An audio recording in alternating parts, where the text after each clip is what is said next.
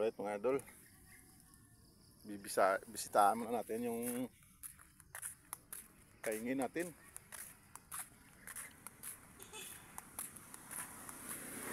Uy!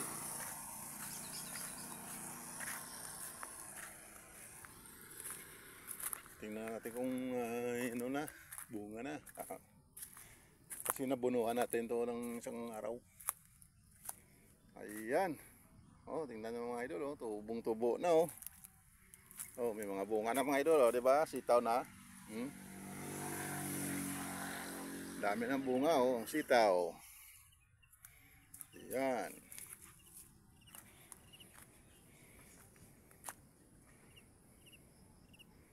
May mga okra mga idol oh. May bunga na. Kunti pa lang mga kalabasa, okra. Yung okra mga idol nasa 1,000 na puno to. Sitaw marami.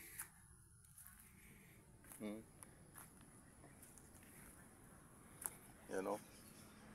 Mga kalabasa andun oh. Yun, laki yung bunga niya oh. Yun.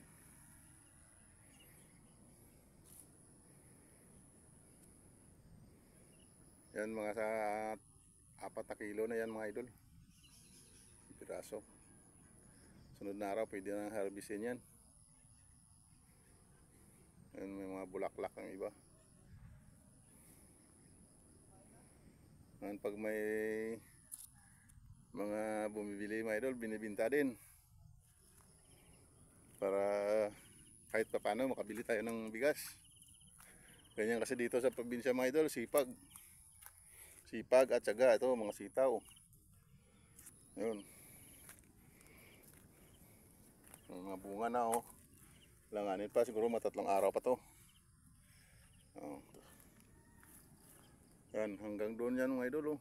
Sa dulo. Hanggang doon. Ano man problema sa tubig, may patubig tayo dyan oh. Yan, may hose oh. Yan.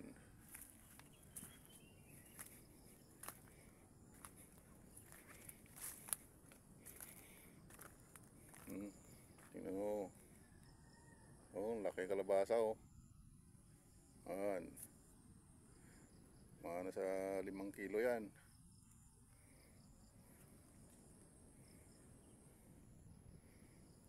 Yung okra, ang dami. Oh, sunod na linggo yan, dami ng bunga ng okra dyan.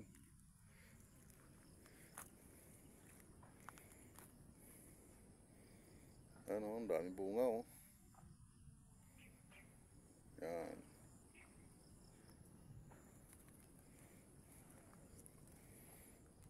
Meron pa tayong dwarf na niyog mga idol oh.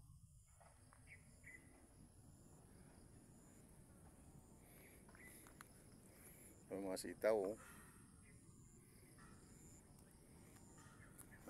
Kanya kasi dito sa probinsya mga idol, kailangan masipag ka.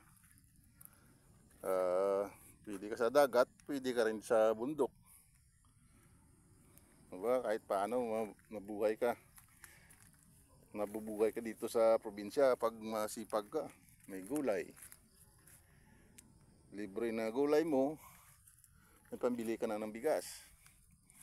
Yung isda, masipag ka rin sa dagat, libre na rin ulam mo, may pambili ka rin ng bigas. Diba mga idol? Thank you for watching mga idol.